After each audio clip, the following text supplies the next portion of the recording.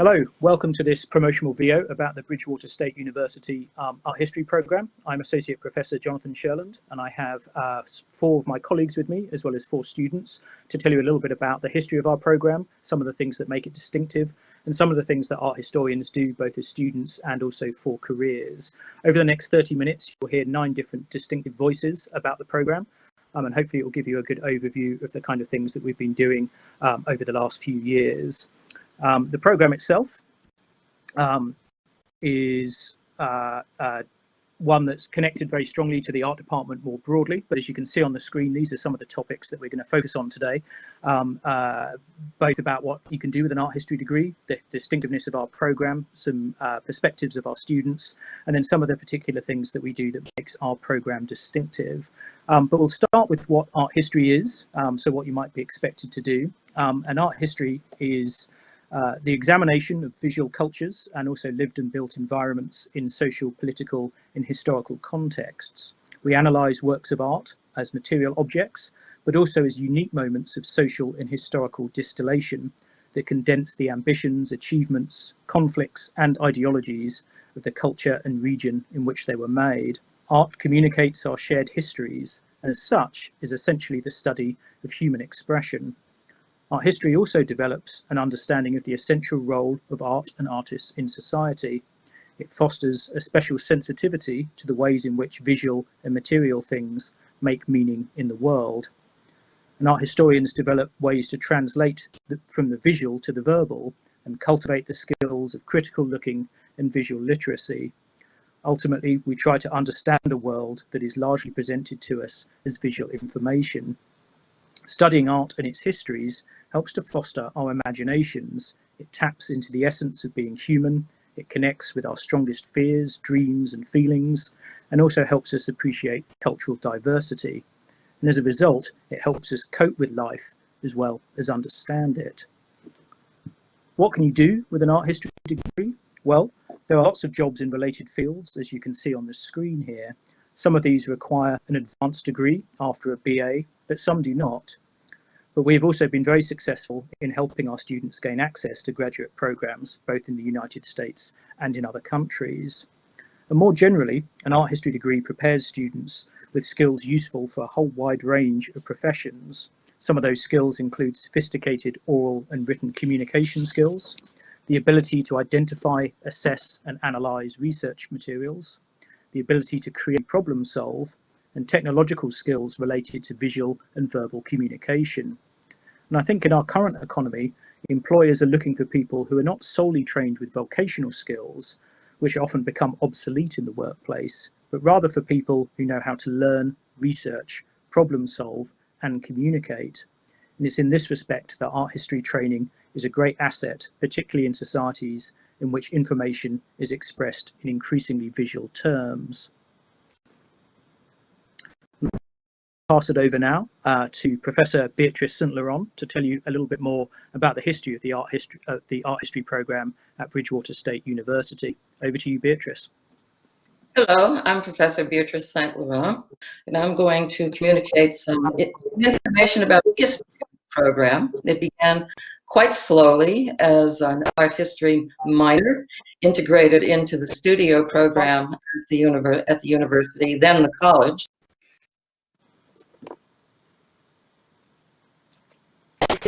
It did not become its own sort of self-definition, an art history concentration.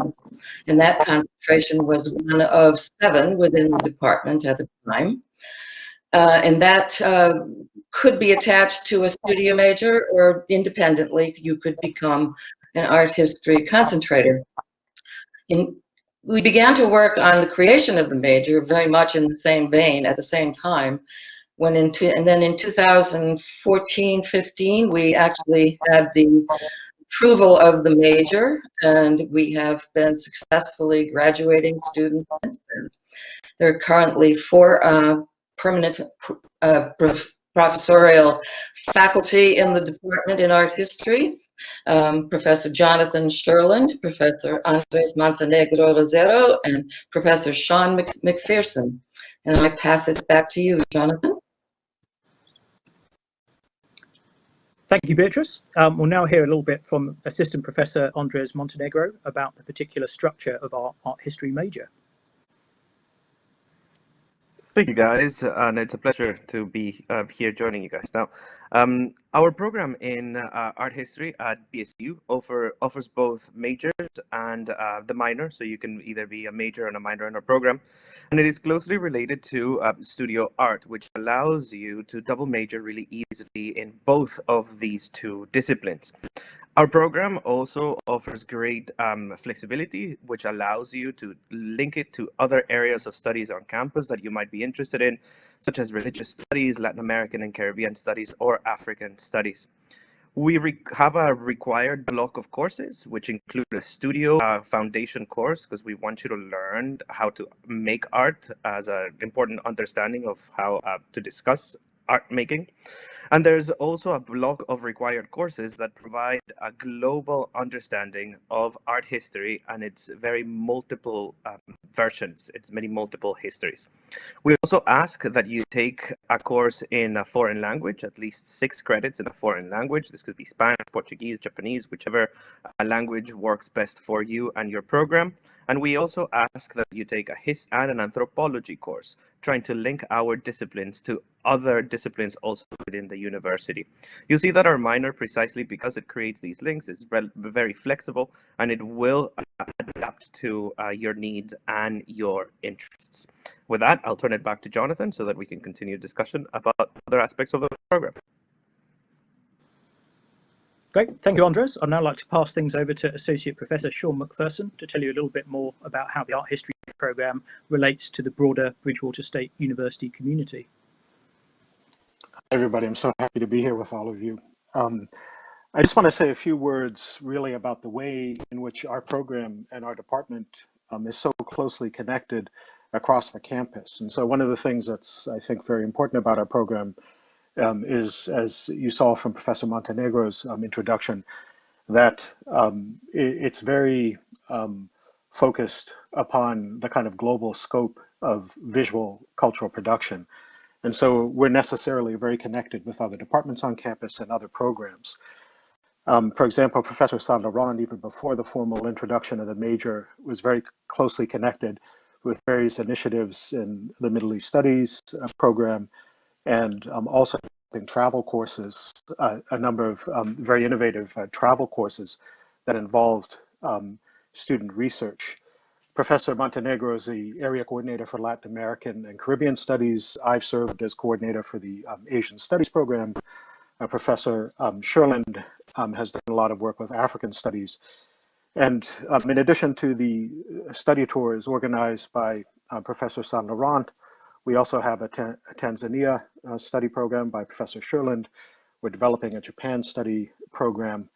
And as you saw as well from Professor Montenegro's introduction, we have cognate requirements and close relationships in the anthropology department, the history department, and very importantly, with foreign languages. And this year, we were able to secure a grant to inaugurate the study of Korean language at the Bridgewater State University. And so I think this is, along with the innovative travel courses, this is just one of the many contributions we feel that we've made to the larger community and a community into which we'd like to welcome you.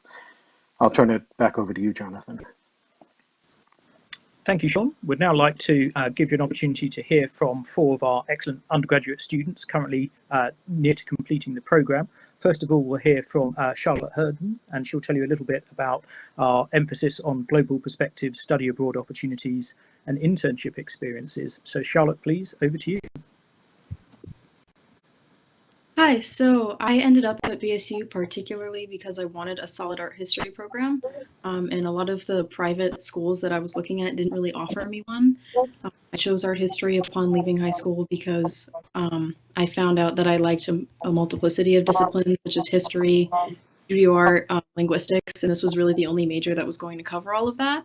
Not only that, but I didn't want a Eurocentric program. That was something I definitely did not want, and the global perspective of our history program is what makes it so distinctive and special, especially for me and I think for everyone else.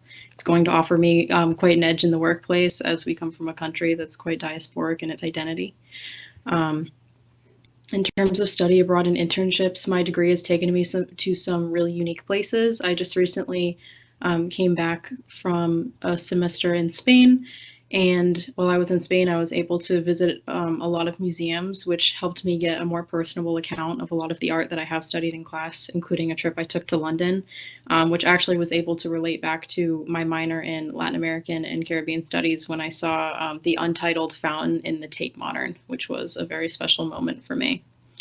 Art history also comes hand in hand with language, and abroad allowed me to brush up on all of my language requirements, which has been very useful. And I think also just throwing yourself in the hot water is one of the best things you can do.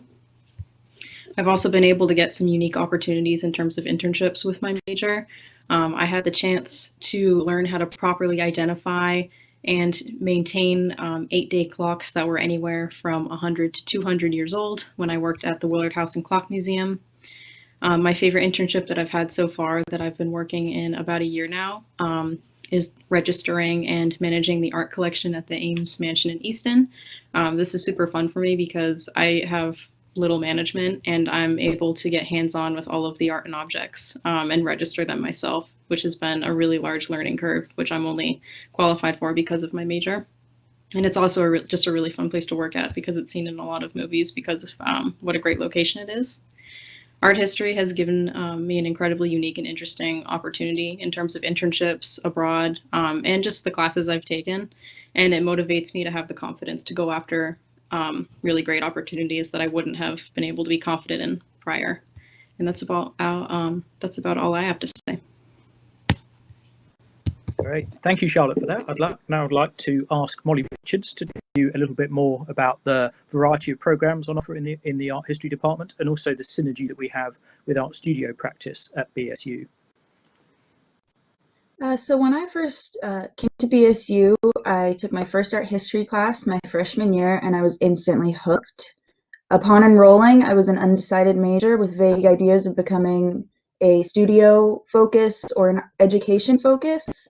And as I progressed and got the wonderful opportunities of working with all these great art historians, I decided to focus on a degree in art history with this department because it suited my goals and interests, as well as interweaving with my studio focus as well.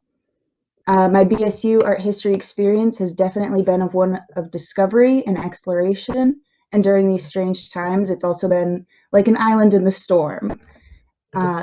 My art history major also wove impeccably well with my studio focus. I find that it's easier to get inspired artistically when you immerse yourself in art and absorb and learn as much as possible. And the wide variety of art history classes made that incredibly engaging and possible to do so.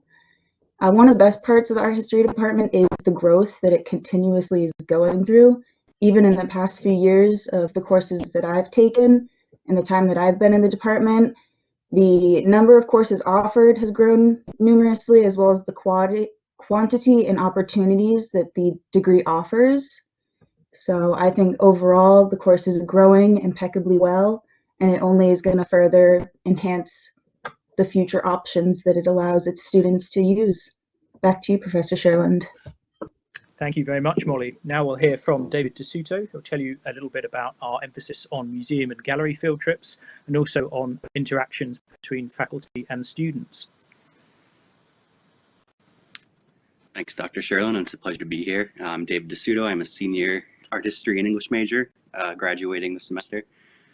So I actually began my career at BSU as an English major, but after taking a single art history course, I developed a really strong interest in the discipline, and I declared a minor that semester and went for the full major the semester after that.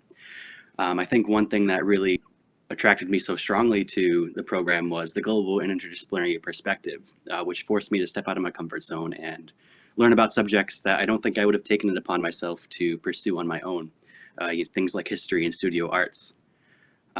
Another great aspect is our museum field trips. I found that some of my favorites being the Institute of Contemporary Art in Boston, the RISD Museum, and the Met in New York City. And I think this is so important because seeing artworks in person is such a profound experience and really just an important aspect of being an art history major. Finally, I think the small scale of our program is a great advantage. It allowed me to develop close-knit relationships with our faculty, and this also makes it incredibly easy to find a mentor if you're interested in the many undergraduate research opportunities that BSU offers. And with that, I'd like to pass it back to Dr. Sherland.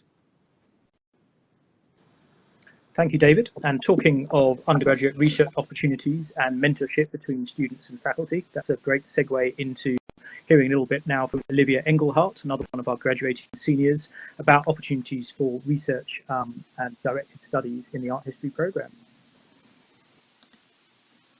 Thank you. I transferred to Bridgewater State University in 2017 after receiving a bachelor's in philosophy from Magdalen College, an institution that lost its regional accreditation my senior year. I became interested in art history during my senior year at Magdalen while consulting art historical texts for my senior honors thesis on Marxist aesthetics of the Russian Revolution. Due to the loss of their accreditation, I was unable to advance onto grad school. After much consideration, I decided to pursue a second bachelor's in art history and would apply to Bridgewater State University. Throughout my studies, I was awarded multiple research grants at BSU, including 4 smaller semester grants. Semester grants allow students to purchase research materials as they explore more specialized topics with a faculty mentor in a study or independent study. During the summer of 2018, I was awarded an Adrian Tinsley research grant, which allowed me to conduct funded research for an entire summer on a project of my choosing. My topic, entitled Representing Absence, Substance and Essence in Zen Buddhist Art, allowed me to pursue my interest in Japanese art history and develop a deeper understanding of how Buddhism developed a rich array of visual and material culture, despite its assertion that the physical world is illusory. This project has since evolved into my senior honors thesis. I've had the opportunity to present my research at many undergraduate symposia, including the Massachusetts Undergraduate Conference, Bridgewater State University's Student Art and Research Symposium, and the Art History Department's own Spring Colloquium. A large portion of why I've been able to succeed in this program and participate in many extracurriculars is due to the strong encouragement from the art history faculty who've served as important mentors throughout my undergraduate studies, constantly encouraging me to conduct research, present at symposia, and pursue further art history at grad school. Thank you. Back to you, Professor Sherland. Thank you so much, Olivia, and also thank you to Molly, David, and Charlotte as well. I'd now like to let you hear from Professor Michael Cochrane a little bit about some of our initiatives with online learning, something that is increasingly an important part of higher education practices today. So please, Michael, over to you. Thanks, Jonathan. I've been in higher education for over 40 years now, and I came to BSU 15 years ago with 10 years of administrative experience and program development, which included online education.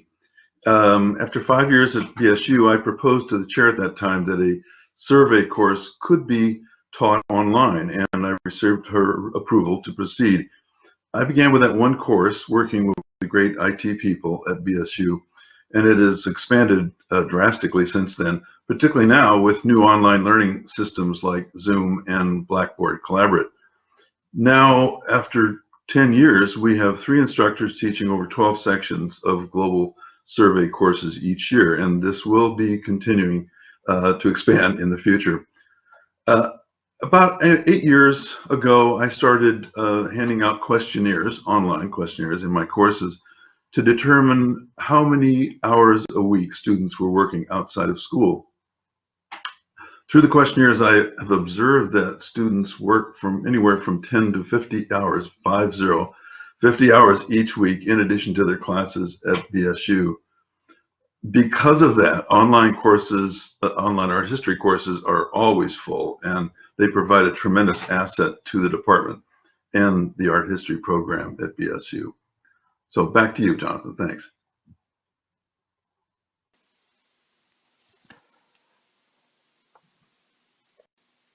I think it should be passed on to me.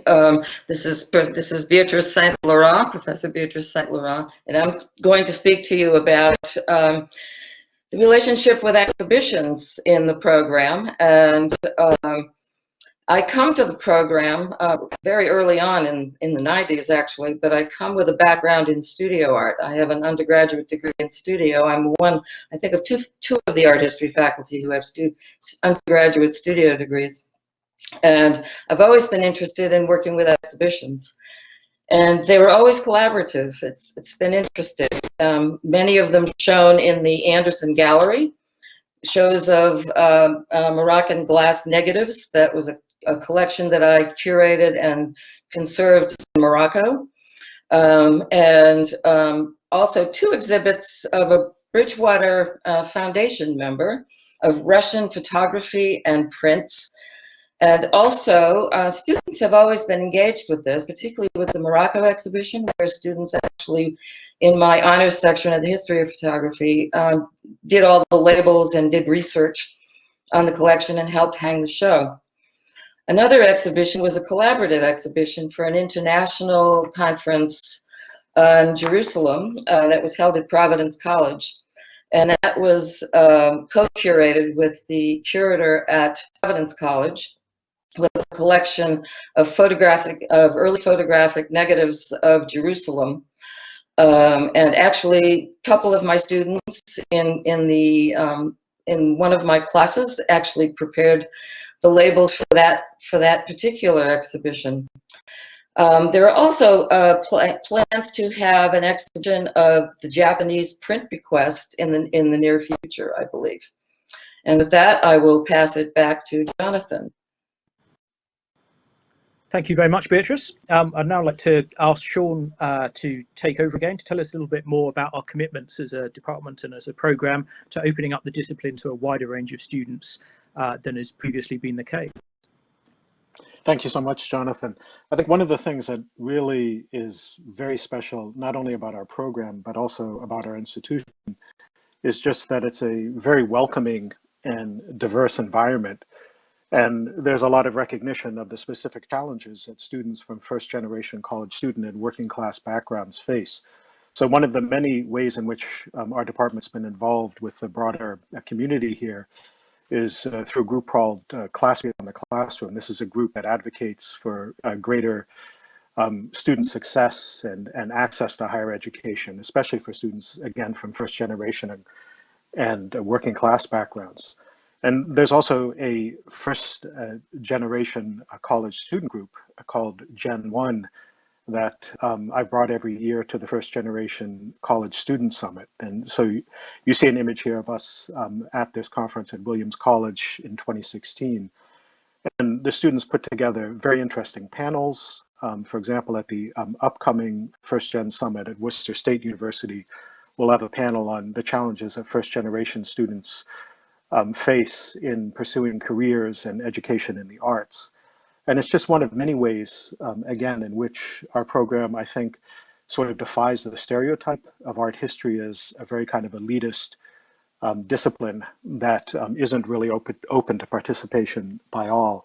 And I think you've already heard from many of the other faculty members and from the students as well, the number of opportunities there are for internships, for honors directed studies, and for visits to museums and so forth. And I think it's this rich array of offerings that really are something that we're very proud of as a relatively new and still relatively small program that's very intimate. And so I think that we offer a lot, and we offer a particularly welcoming environment for non-traditional students. And with that, I'll turn it back over to Professor Sherland.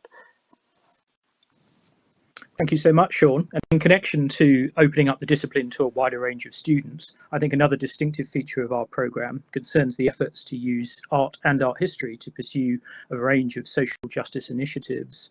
I think our commitment to opening up the discipline to a more diverse range of students, but also the adoption of a diverse global perspective, is part of that. But certainly we believe that art and art making can give a voice and indeed a sense of purpose to undeserved and underserved communities all over the world, and by doing so affect social change. Just want to share with you a couple of examples that have been especially important to my work over the last decade or so. Firstly, the Violence Transform project, which is a Massachusetts statewide initiative. It's an endeavour that brings together a wide range of activists, academics, community service providers, social workers and museum specialists. And what we do is to collectively celebrate the power of art, to protest, bear witness, imagine alternatives, and to foster resilience and recovery from violence in all its forms. I served as the visual arts director for the first decade of the project, and with the help of some of my students at Bridgewater, we continue to curate exhibitions and organise events connected to this project. I also teach a second year seminar about the history of protest art directly in connection with the Violence Transformed initiative. One other example of our commitment to social justice concerns the study tour to Tanzania that I've led for the past 7 or 8 years, because as well as studying the distinctive art and architecture of East Africa, we contribute to the wonderful work at the United African Alliance Community Centre, which is based just outside Arusha. The centre is run by 2 Black Panthers, originally from Kansas City, and it comprises an orphanage, a school, a recording studio, a farming initiative, a clean water project, a fashion boutique, and a whole variety of visual arts workshops and studios. We normally stay there for about 2 weeks, and during that time we actively contribute to the making and teaching of art, as well as to help teach English and computer skills. Visual and performing arts are at the heart of the mission of the UAACC. It's a really wonderful example of the ability to make a meaningful and lasting difference to the physical, emotional and political environments in which we live through art making. Bridgewater as a whole is committed to a range of social justice initiatives, symbolised by the operations of the Martin Richard Institute for Social Justice on campus. And we believe that art history has an active role to play in these activities as they foster at our institution connections with local communities, as well as a broader global engagement. I would now like to pass things back over to Associate Professor Andres Montenegro to tell us a little bit more about the way in which our department is looking towards the future of art history using new technologies appropriate for the 21st century. Thank you, Jonathan. I would like to continue a little bit with the thread of opening up the discipline. One of the ways in which we're doing this at Bridgewater that we're really proud of is by really pushing the disciplinary boundaries of art history, especially in terms of technology. Most recently, we included virtual reality technology in the classroom, as I took a group of students to the Guggenheim Museum in New York City, which we were hoping to go physically, but because of the current pandemic, we weren't able to go. We're also pushing the boundaries of the discipline in other directions. And for example, my most recent research is focused on an art history of sports and investigating how sports have been linked to the processes of art making. So we're really trying to push the boundaries not only thematically, but also in terms of instruction and pedagogy in which we're moving the discipline forward. With that, I'll bring it back to you, John. Thank you, Andres, and thank you very much to everyone else who's contributed to the video this afternoon. We hope you got some sense of what we do in the art history program at Bridgewater State University. We're very proud of what we've been able to achieve, particularly since the major launch just a few years ago. We are a small department, but we have a big footprint on the campus as a whole, and we also benefit from the close-knit relationships we have both amongst the faculty and also amongst our student body as well. We very much hope that you'll consider joining us in the future. Thank you.